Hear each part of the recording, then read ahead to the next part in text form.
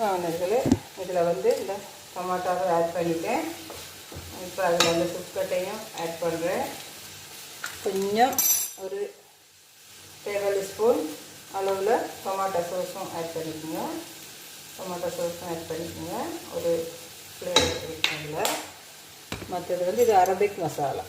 இந்த பாருங்கள், அரபிக் மசாலா. இதில் ஒரு டீஸ்பூனில் ஒரு ரெண்டு சிக்கனுக்கு 2 போடலாம்.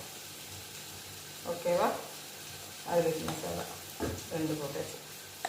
அப்போ உள்ளு போல் ஒரு 1/4 ஸ்பூனுக்கு குறைவாகவே கொஞ்சம் மஞ்சள் பொடி போட்டாச்சு.